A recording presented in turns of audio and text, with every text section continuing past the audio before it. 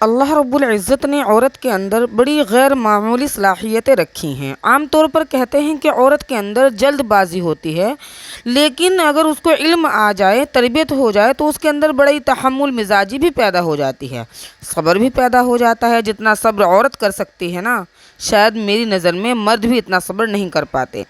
جتنی تحمل مزاجی عورت میں آ سکتی ہے، اتنی تحمل مزاجی تو شاید مرد میں بھی پیدا نہیں ہو سکتی۔ ویسے تو اس کی بہت سی مثالیں ہیں، لیکن ایک مثال میں آپ کو بتلاتی ہوں۔ حدیث پاک میں آتا ہے کہ حضرت جابر رضی اللہ تعالیٰ عنہ کا ایک بچہ تھا 6-7 سال کا۔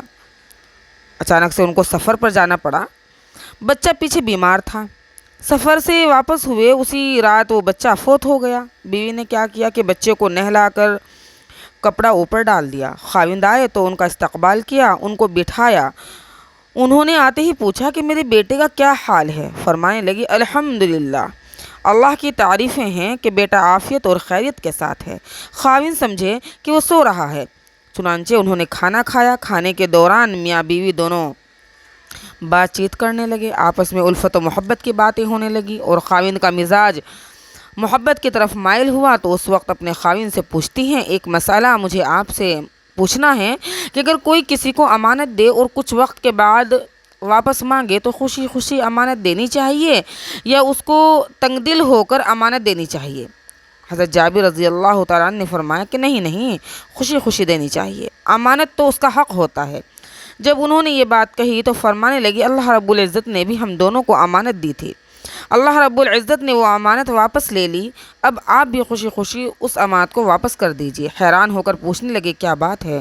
فرمانے لگی بیٹا فوت ہو گیا ہے، میں نے نہلا دیا، کفن پہنا دیا، لیٹا ہوا ہے، اسے جا کر قبرستان میں دفن کر دیجیے۔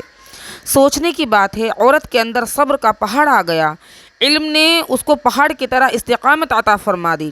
آج کی عورتیں ہوتی رو رو کے حال برا کیا ہوتا، خاوند آتا بیوی کو دیکھ کر اس کو بھی رونا پڑتا، کوہرام مچا ہوتا، مگر وہ عورتیں بات کو سمجھتی تھی۔ انہوں نے یہ سوچا میرا خاوند پردیس سے آ رہا ہے، آتے ہی اسے یہ خبر ملے گی تو صدمہ پہنچے گا، تو اپنے خاوند کو میں صدمے سے بچا لوں۔ کتنی اچھی بیوی تھی جس نے خاوند کا محبت سے استقبال کیا اور کھانا کھلایا، اور جب میاں بیوی دونوں محبت اور پیار کی باتیں کر چکے اور خاوند کا دل اس وقت ہر بات کو سننے کے لیے آمادہ ہو گیا، تب ان کو بات بتائی، تب ان کے خاوند نے جا کر اپنے بیٹے کو دفن کیا، تو عورت کے اندر تو ایسا تحمل بھی پیدا ہو جاتا ہے۔